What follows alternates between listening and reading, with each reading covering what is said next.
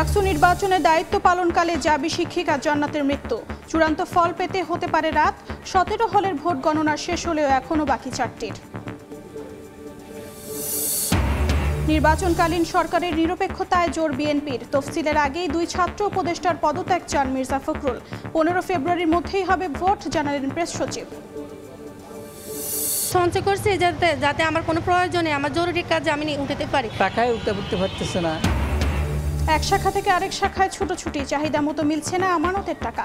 বিপাকে শরিয়া ভিত্তিক 5 ব্যাংকের লাখ লাখ গ্রাহক। আর্থসামাজিক নিরাপত্তা ভেঙে পড়ার শঙ্কা। পাড়া মহল্লার গ্যাস লাইনের লিকেজের ছড়াছড়ি। নারায়ণগঞ্জে 5 বছরে 300 বিস্ফোরণ। অগ্নিকাণ্ডে নিহত 1.5 শতাধিক। নতুন পাইপ স্থাপনের আশ্বাস তিতাসের। এবং নানা আয়োজনে 9/11-এর 24তম বার্ষিকী পালন। যুক্তরাষ্ট্রকে আর কেউ হামলার লক্ষ্যবস্তু বানালে তাকে মাটিতে মিশিয়ে দেওয়ার হুঁশিয়ারি ট্রাম্পের।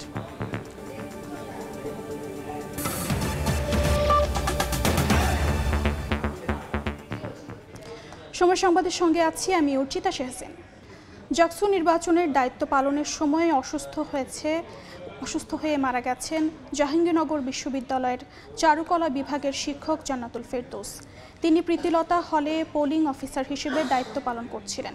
সকালে জাকসু নির্বাচন কমিশনারের কার্যালয়ে হঠাৎ অসুস্থ হয়ে পড়েন জান্নাতুল ফেরদৌস। শিক্ষার্থী ও সহকর্মীরা প্রথমে তাকে জাহাঙ্গীরনগর বিশ্ববিদ্যালয় হাসপাতালে নিয়ে যান। সেখান থেকে এনাম মেডিকেল কলেজ হাসপাতালে নিলে প্রাথমিক পরীক্ষা নিরীক্ষা শেষে জরুরি বিভাগের চিকিৎসক জান্নাতকে মৃত ঘোষণা করেন।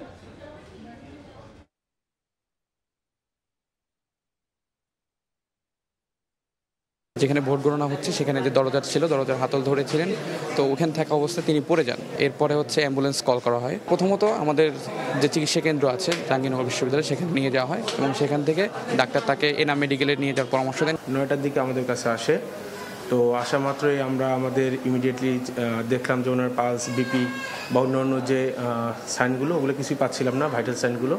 পরবর্তীতে আমরা ইসিজি করে কনফার্ম হতে পারি যে উনি মারা গেছে। যেহেতু ওনাকে আমরা পেয়েছি মৃত অবস্থায়, তো প্রাথমিক অবস্থায় ওরকম কিছু ধারণা করা যাচ্ছে না কী কারণে উনি মারা গেছে। এটা জানার জন্য পরবর্তীতে চাইলে পোস্টমর্টম করা লাগতে পারে। জাহাঙ্গীরনগর বিশ্ববিদ্যালয়ের পুরাতন কলা ভবনের সামনে অনুষ্ঠিত হবে শিক্ষিকা জান্নাতুল ফেরদৌসের প্রথম জানাজা। সেখানে আছেন সহকর্মী তুষার ইমন। সরাসরি যাচ্ছি তার কাছে। জাকসু নির্বাচনী পরিবেশের মধ্যেই কিন্তু জাহাঙ্গীরনগর বিশ্ববিদ্যালয়ে এক শোকের ছায়া নেমে এসেছে। জাহাঙ্গীরনগর বিশ্ববিদ্যালয়ের চারুকলা বিভাগের প্রভাষক জান্নাতুল ফেরদৌস তিনি আজকে শেষ নিঃশ্বাস ত্যাগ করেছেন। আমরা জানতে পেরেছি যে আজ সকালে জাকসু নির্বাচন কমিশন কার্যালয়ে তিনি দায়িত্ব পালন করতে আসেন এবং ঠিক সেই মুহূর্তে আমাদেরকে যারা প্রত্যক্ষদর্শী শিক্ষার্থী ছিলেন তারা জানিয়েছেন যে হঠাৎ করেই তিনি পড়ে যান, অসুস্থ হয়ে পড়ে যান এবং তখন তাকে জাহাঙ্গীরনগর বিশ্ববিদ্যালয়ে চিকিৎসা কেন্দ্রে নিয়ে আসলে সেখানকার কর্তব্যরত চিকিৎসক তাকে রাজধানীর সাভারের এনাম মেডিকেল কলেজ হাসপাতালে পাঠান এবং সেখানে ইমার্জেন্সি বিভাগে কর্তব্যরত যিনি চিকিৎসক ছিলেন তিনি তাকে মৃত ঘোষণা করেন। এবং আপনারা দেখতে পাচ্ছেন যে পুরাতন কলাভবন, জাহাঙ্গীরনগর বিশ্ববিদ্যালয়ের পুরাতন কলাভবনের যে চারুকলা বিভাগ, সেই বিভাগ জুড়ে কিন্তু একটি শোকের ছায়া নেমে এসেছে। এখানে শিক্ষার্থী থেকে শুরু করে কিছু প্রার্থী যারা ছিলেন জাকসু নির্বাচনের তারা এবং শিক্ষকরা সবাই অপেক্ষা করছেন শেষবারের মতো দেখার জন্য।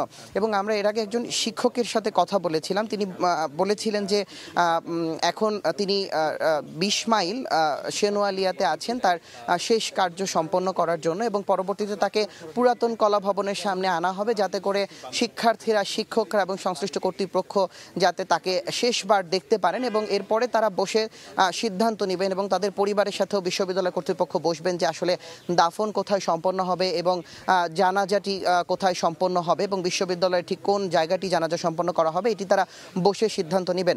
এবং তিনি কিন্তু শিক্ষার্থীরা যেমনটি জানাচ্ছিলেন যে রাতেই শিক্ষিকা কিন্তু অসুস্থতা বোধ করছিলেন বলে তিনি রাতে চলে গেছেন বিশ্রাম নেওয়ার জন্য, এমনটি আমাদেরকে শিক্ষার্থীরা জানাচ্ছিলেন এবং ঠিক সকালবেলা আবারও চলে আসেন বিশ্ববিদ্যালয় জাকসু নির্বাচন কমিশন কার্যালয়ে তার দায়িত্ব পালন করার জন্য। এবং তিনি আসার পর হঠাৎ করেই অসুস্থ হয়ে যান এবং এই শোকাবহ পরিবেশে রয়েছে এখন জাহাঙ্গীরনগর বিশ্ববিদ্যালয়। এখান থেকে এই ছিল আমার কাছে সর্বশেষ। এতক্ষণ আমরা সরাসরি যুক্ত ছিলাম জাহাঙ্গীরনগর বিশ্ববিদ্যালয়ে। 19 ঘন্টা পেরিয়ে গেলেও এখনও চলছে জাকসু নির্বাচনের ভোট গণনা। এখন পর্যন্ত 17টি হল সংসদের ভোট গণনা শেষ হয়েছে। বৃহস্পতিবার বিকেল 5টায় আনুষ্ঠানিক ভোট শেষ হওয়ার পর রাত 10টা থেকে শুরু হয় গণনা। ওএমআর মেশিন নিয়ে বিতর্ক তৈরি হয়, হাতেই ভোট গণনা শুরু হয়। 21টি হলের মধ্যে এখন পর্যন্ত 17টির ভোট গণনা শেষ হয়েছে, চলছে আরও 4টি হলের। নির্বাচন কর্মকর্তা রাশিদুল আলম জানান, চূড়ান্ত ফলাফল পেতে অপেক্ষা করতে হতে পারে রাত পর্যন্ত। এদিকে অব্যবস্থাপনা, অসঙ্গতির কথা স্বীকার করলেও ভোট কারচুপির ঘটনা ঘটেনি বলে জানিয়েছেন ছাত্র শিবির প্যানেলের জিএস প্রার্থী।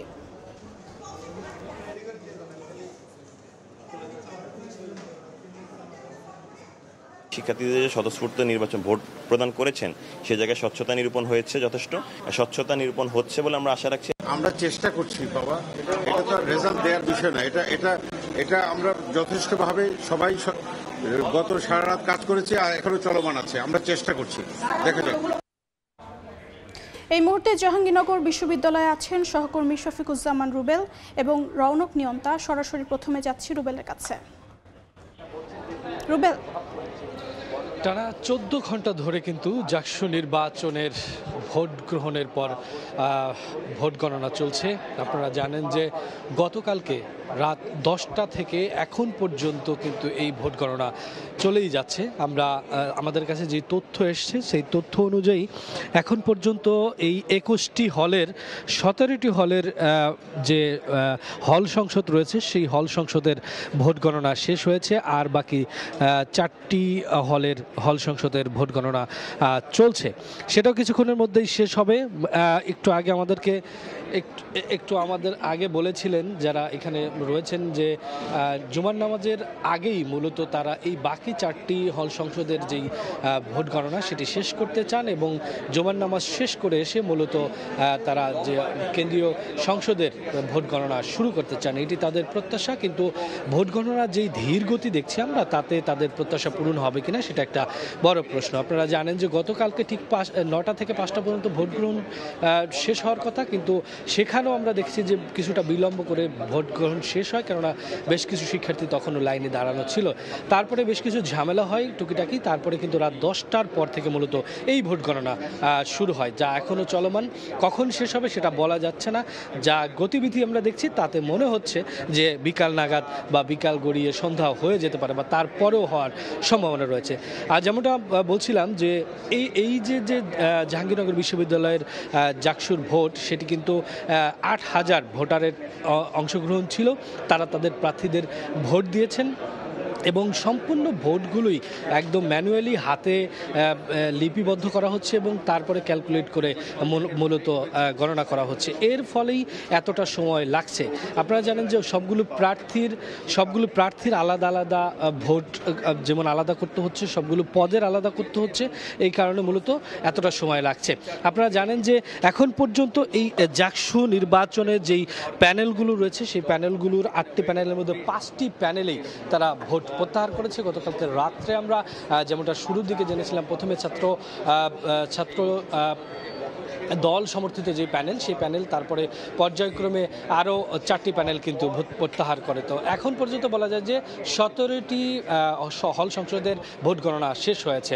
তো সব মিলিয়ে এই ছিল ভোট গণনার জায়গা থেকে আমাদের আরেক সহকর্মী রৌনক, তিনি রয়েছেন ঠিক বাইরেই। আইন শৃঙ্খলা পরিস্থিতি জানাবেন রৌনক। জাকসু নির্বাচনের ভোট গ্রহণের প্রায় 14 ঘন্টা পেরিয়ে গেছে, কিন্তু এখনও শেষ হয়নি ভোট গ্রহণের কাজ।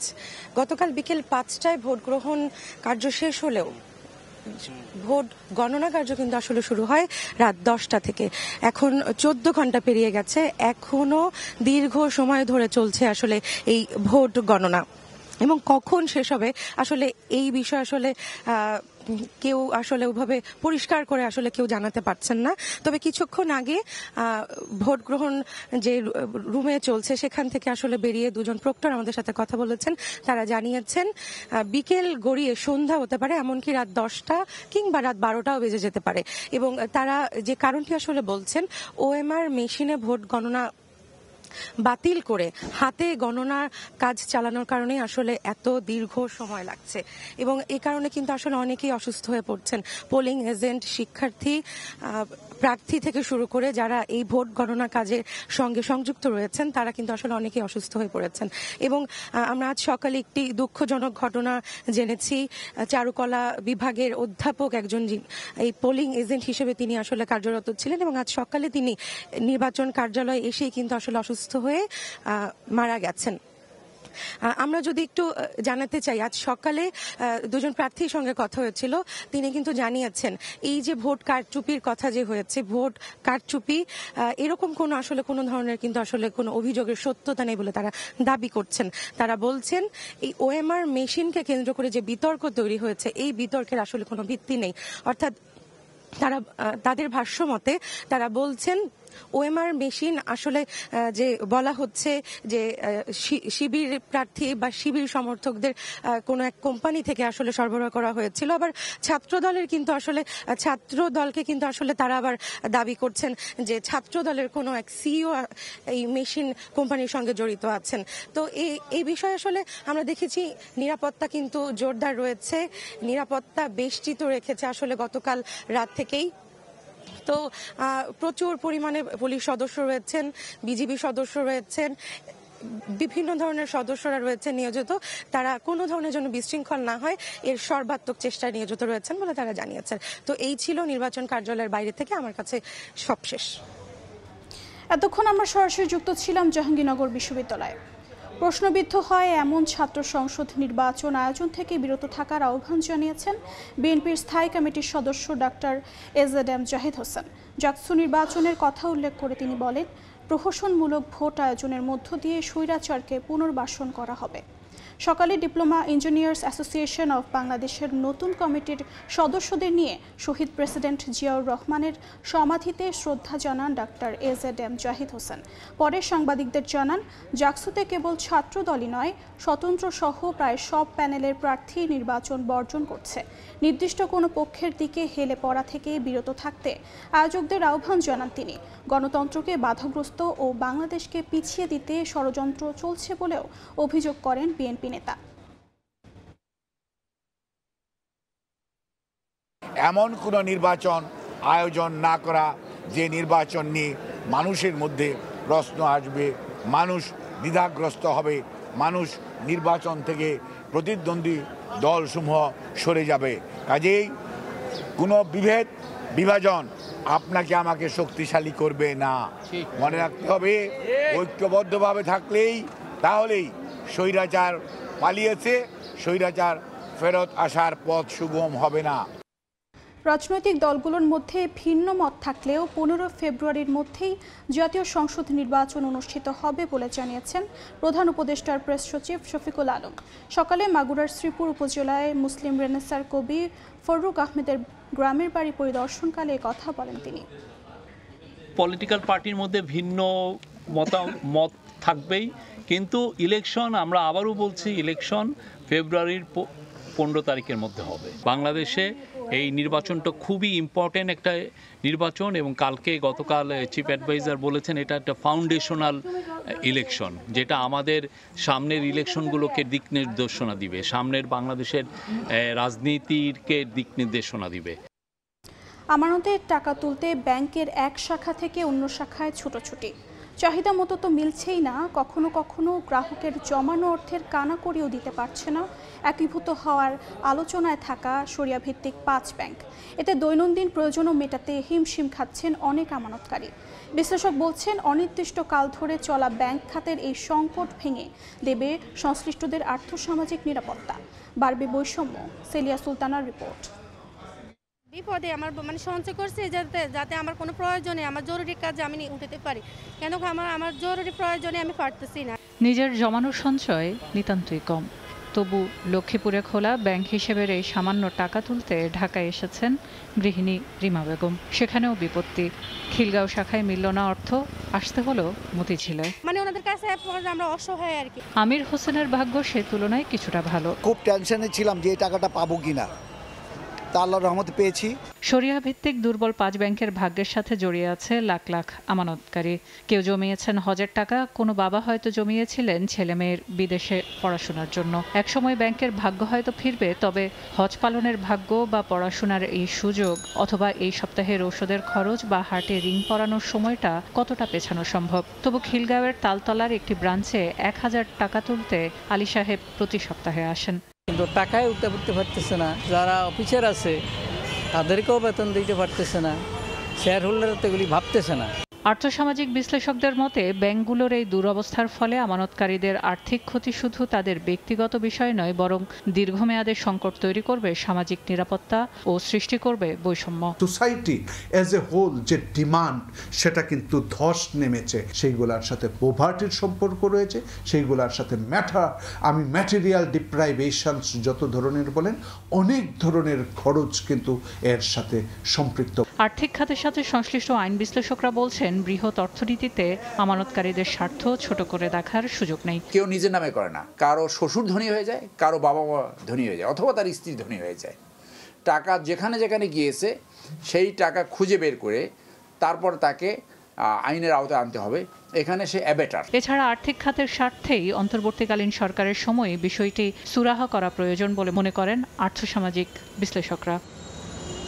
সেলিয়া সুলতানা, সময় সংবাদ, ঢাকা।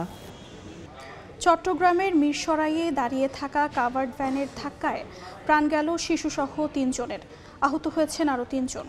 পুলিশ জানায়, সকালে ঢাকা চট্টগ্রাম মহাসড়কের ঠাকুরদিঘি এলাকায় রাস্তার পাশে দাঁড়িয়ে থাকা চট্টগ্রামগামী কাভার্ড ভ্যানকে নিয়ন্ত্রণ হারিয়ে পেছন থেকে সজোরে ধাক্কা দেয় একটি প্রাইভেট কার। এতে প্রাইভেট কারটির সামনের অংশ দুমড়ে মুচড়ে যায়। ঘটনাস্থলেই শিশুসহ 2 জন মারা যান, আহত হন 4 জন।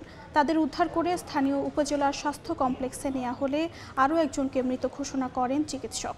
নিহত গোলাম সারোয়ার পরিবার নিয়ে রাজধানীর উত্তরা থেকে কক্সবাজার বেড়াতে যাচ্ছিলেন। চট্টগ্রাম বন্দরের এনসিটি টার্মিনাল পরিচালনার পর এবার লালদিয়ার চরে জেটি নির্মাণ এবং উচ্চ ক্ষমতা সম্পন্ন যন্ত্রপাতি স্থাপনের দায়িত্ব পেয়েছে নৌবাহিনী। 300 কোটি টাকা ব্যয়ে আগামী 1.5 বছরের মধ্যে পুরো কাজ সম্পন্ন করতে নৌবাহিনীর সঙ্গে চুক্তি করেছে চট্টগ্রাম বন্দর কর্তৃপক্ষ। নূরজামাল আতিকের ক্যামেরায় বিস্তারিত জানাচ্ছেন কমল দে। অবাক করার মতো তথ্য হলো, চট্টগ্রাম বন্দরের অধিকাংশ ইয়ার্ডে এখনো প্রতি বর্গফুট জায়গায় 3 মেট্রিক টনের বেশি পণ্য ওঠানামার সক্ষমতা নেই। সেই হিসাবে প্রতিটি ক্রেনের ওজন বহন সক্ষমতা মাত্র 1500 মেট্রিক টন। অথচ বিভিন্ন উন্নয়ন প্রকল্পের পাশাপাশি শিল্প কারখানার জন্য আমদানি করা যন্ত্রপাতির ওজন বন্দরের ধারণ ক্ষমতার কয়েক গুণ বেশি। বছরে 32 লাখ কন্টেনার এবং 13 কোটি মেট্রিক টন কার্গো পণ্য হ্যান্ডেলিং করলেও ছিল না উচ্চ বহন সক্ষমতা সম্পন্ন কোনো বিশেষায়িত ক্রেন। কার্গো হ্যান্ডেল করার জন্য এক্সক্লুসিভ একটা যেটি অবশ্যই দরকার, যেটা না থাকার কারণে আমরা এই ধরনের ট্রাভেলগুলোর মধ্যে পড়ি। প্রতি বর্গফুটে 3 মেট্রিক টন সক্ষমতার একমাত্র ক্রেনটির অবস্থান এনসিটির 5 নম্বর বাড়তে হয়। সেটি দিয়ে কন্টেনার ছাড়া অন্য কোনো পণ্য নামানো যায় না। আবার এ ধরনের পণ্য খালাস হয় জিসিবি বাড়তে। এসব যন্ত্রপাতি জাহাজ থেকে নামাতে গিয়ে সবচেয়ে বেশি ভোগান্তিতে পড়তে হয় শিপিং এজেন্ট এবং আমদানিকারক প্রতিষ্ঠানকে। এই যে বারবার আনাগোনা করতে হয়, এখানে জাহাজকে প্রচুর খরচ বহন করতে হয়। এই অবস্থায় হেভি লিফট কার্গো জেটি নির্মাণের সিদ্ধান্ত নিয়েছে চট্টগ্রাম বন্দর।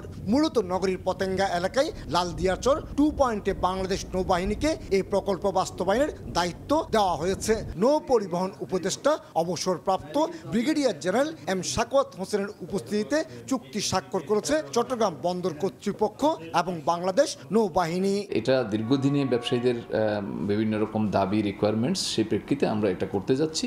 লালদিয়াচরে 300 কোটি টাকার এই প্রকল্পের আওতায় 22 একর জায়গার উপর 240 মিটার দৈর্ঘ্যের একটি জেটি নির্মাণ করা হবে, যেখানে ভিড়তে পারবে অন্তত 10 মিটার গভীরতার জাহাজ। আর স্থাপন করায় ক্রেনের বহন সক্ষমতা হবে প্রতি বর্গফুটে 5 মেট্রিক টন। আশা করা হচ্ছে আগামী 2026 সালের ডিসেম্বরের মধ্যে শেষ হবে জেটি নির্মাণ এবং যন্ত্রপাতি স্থাপন। 2027 সালের শুরুতে অপারেশনে যেতে চায় লালদিয়া চর থেকে চট্টগ্রাম বন্দর। চট্টগ্রামের লালদিয়া চর থেকে কমল দে, সময় সংবাদ। দেশে বেড়েই চলেছে ডেঙ্গুর প্রকোপ। প্রতিদিনই হাসপাতালে ভর্তি হচ্ছে নতুন রোগী। ডেঙ্গুর সঙ্গে পাল্লা দিয়ে বাড়ছে চিকুনগুনিয়ায় আক্রান্ত রোগীর সংখ্যাও। এমন পরিস্থিতিতে ব্যক্তি সচেতনতার পাশাপাশি সরকারি উদ্যোগ আরও বাড়ানোর উপর জোর দেন বিশেষজ্ঞরা।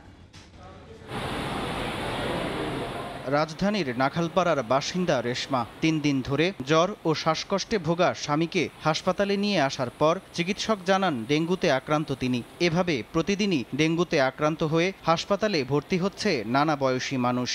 কালকে 11টা বাজে নিয়ে আসছি, আসার পর ভর্তি করছে যে জ্বর, খিঁচুনি দিয়ে যে জ্বর হয়েছে, জ্বর হওয়ার পর অনেক জ্বর আর হাত পা ব্যথা করে, গিরে গিরে ব্যথা, খাইতে পারি না, খালি বমি আসে। আমার হাত পা গরম বাইরায়, মাথা দেয়া গরম বাইরায়। সেপ্টেম্বরের শুরুতেও মাঝারি থেকে ভারী বৃষ্টিপাতের কারণে এডিস মশার লার্ভা প্রজননে তৈরি হয়েছে অনুকূল পরিবেশ। এতে ডেঙ্গুর পাশাপাশি বাড়ছে চিকুনগুনিয়া আক্রান্ত রোগীর সংখ্যা। এবার আমরা অনেক পেশেন্ট চিকুনগুনিয়ার পেয়েছি। আমরা চিকুনগুনিয়াতে মেইন প্রবলেমটা হচ্ছে রোগীদের অনেক সাফারিংসটা অনেক বেশি আর কি। বৃষ্টি হয়ে গেলে আবার ডেঙ্গুর পেশেন্ট আরও বেড়ে যাবে। এডিস মশার প্রজননে প্রাকৃতিক পরিবর্তন ও অপরিকল্পিত নগরায়নকে দায়ী করছেন ডিএনসিসি হাসপাতালের পরিচালক। পরিস্থিতি নিয়ন্ত্রণে ব্যক্তি সচেতনতা বৃদ্ধির পাশাপাশি সরকারি উদ্যোগের সমন্বয় প্রয়োজন বলে মনে করেন বিশেষজ্ঞরা। প্রতি বছরই সেপ্টেম্বর মাসে অনেক বেশি বৃদ্ধি পায়। আমরা গতবারে যদি স্ট্যাটিস্টিক পর্যালোচনা করি তা আমরা দেখেছি যে এই হসপিটালে যারা ভর্তি রোগী ছিল আগস্টের চেয়ে কিন্তু সেপ্টেম্বর মাসে ভর্তি রোগীর সংখ্যাটা অনেক বেশি ছিল, প্রায় 4 গুণ। আমাদের বিল্ডিংয়ের কার্নিশ, কনস্ট্রাকশন সাইট, অনেক সময় আমাদের যে বাড়ির উপরে ট্যাঙ্কি থাকে, পানির ট্যাঙ্কি, ওই সময় কিন্তু ঢাকনা দেওয়া থাকে না। আমরা যদি পানির ট্যাঙ্কির ঢাকনাটা দিয়ে রাখি তাহলে কিন্তু মশা ঢুকতে পারবে না, প্রজনন করতে পারবে না। চলতি মৌসুমে এখন পর্যন্ত ডেঙ্গুতে আক্রান্ত হয়ে মারা গেছেন 145 জন। বর্ষাকাল শেষ হলেও যেমন কমছে না বর্ষার প্রভাব, ঠিক তেমনি কমছে না ডেঙ্গুর প্রাদুর্ভাবও। ডেঙ্গুর সঙ্গে পাল্লা দিয়ে বাড়ছে চিকুনগুনিয়ার রোগীর সংখ্যা। প্রতিদিনই হাসপাতালে ভর্তি হচ্ছে রোগীরা। বিশেষজ্ঞরা বলছেন এ সংকট মোকাবেলায় ব্যক্তিগত সচেতনতার পাশাপাশি উদ্যোগ নিতে হবে সরকারিভাবেও। সামদানি প্রত্যয়, সময় সংবাদ, ঢাকা। হংকংয়ের বিপক্ষে জিতেও স্বস্তিতে নেই বাংলাদেশ। নেট রান রেটের হিসেবে আফগানদের থেকে অনেক পিছিয়ে লিটনের দল। তবে আপাতত রান রেট নয়, তাওহিদ হৃদয়ের ভাষায় গ্রুপ পর্বের সবগুলো ম্যাচ জিততে চায় টিম টাইগার্স। হংকংয়ের বিপক্ষে মন্থর গতির ইনিংসের দায় নিজের কাঁধে নিয়েছেন এই মিডল অর্ডার ব্যাটার। 3 ওভার আগে খেলাটা শেষ করতে পারতাম। এমনও তো হতে পারতো 2টা উইকেট ওইখান থেকে যদি 2টা উইকেট পড়ে যেত, খেলার সিনারিটা আরও ডিফারেন্ট হতে পারতো। তো পার্টনারশিপটাও ওখানেও তো একটা প্রায়োরিটি দিতে হবে। হ্যাঁ, হয়তো বা আমার ব্যাটে, যেটা বললাম, আমার ব্যাটে লাগেনি, তো যদি আমার ব্যাটে লাগতো তাহলে হয়তো 2 ওভার আগে খেলা শেষ হতো। আমি ট্রাই করেছি কিন্তু হয়নি। প্রথম ম্যাচ শেষে আফগানদের সঙ্গে বড় অঙ্কের পার্থক্য নেট রান রেটে। হৃদয় অবশ্য এত যদি কিন্তু হিসেবে যেতে চান না। গ্রুপ পর্বের 3 ম্যাচেই জয় তুলে নেয়ার লক্ষ্য তার। আফগানিস্তান হোক বা শ্রীলঙ্কা হোক, ওদের যদি আমরা হারে তাহলে তো রান রেটে কোনো কিছু আসে না। তো আগে থেকে যদি এরকম চিন্তা ভাবনা এত জটিল করি, যদি কমপ্লিকেটেড করি, তাহলে নিজেদের উপর আলটিমেটলি প্রেশারটা ক্রিয়েট হয়। তো আমাদের যেটা প্রসেস, আমরা ওটাই করব, ফলো করার চেষ্টা করব। আপাতত সব প্রশ্ন দূরে রেখে জয় নিয়ে সন্তুষ্ট থাকতে বললেন হৃদয়। শ্রীলঙ্কা ম্যাচেও জয়ের জন্যই নামবে তার দল। অ্যাজ এ প্লেয়ার যারাই খেলবে তারা সবাই চাইবে যে মাঠে গিয়ে জেতার জন্য। তো আমরা জেতার অ্যাপ্রোচ নিয়েই যাই। এখানে অনেক কোশ্চেন যদি থাকে আসবে, তা দিন শেষে ম্যাচটা যে রেজাল্ট আমাদের পক্ষে আসছে এটা ইম্পর্টেন্ট আমাদের কাছে। টি-20তে এই ভেন্যুতে এটাই প্রথম জয় বাংলাদেশের। একদিনের বিশ্রাম পাচ্ছে বাংলাদেশ। এই সময়টায় অনুশীলন রাখেনি টিম ম্যানেজমেন্ট। সাব্বির মিথুন, সময় সংবাদ, সংযুক্ত আরব আমিরাত। এ পর্যায়ে শীর্ষ সংবাদগুলো জানিয়ে দিচ্ছি আরেকবার। জাকসু নির্বাচনে দায়িত্ব পালনকালে জাবি শিক্ষিকা জান্নাতের মৃত্যু। চূড়ান্ত ফল পেতে হতে পারে রাত। 17 হলের ভোট গণনা শেষ হলেও এখনও বাকি 4টির। নির্বাচনকালীন সরকারের নিরপেক্ষতায় জোর বিএনপির। তফসিলের আগেই 2 ছাত্র উপদেষ্টার পদত্যাগ চান মির্জা ফখরুল। 15 ফেব্রুয়ারির মধ্যেই হবে ভোট, জানালেন প্রেস সচিব। সঞ্চয় করছি যাতে আমার কোনো প্রয়োজনে আমার জরুরি কাজে আমি উঠাতে পারি। টাকায় উঠতে পারতেছে না। এক শাখা থেকে আরেক শাখায় ছোটাছুটি, চাহিদা মতো মিলছে না আমানতের টাকা। বিপাকে শরিয়া ভিত্তিক 5 ব্যাংকের লাখ লাখ গ্রাহক। আর্থসামাজিক নিরাপত্তা ভেঙে পড়ার শঙ্কা।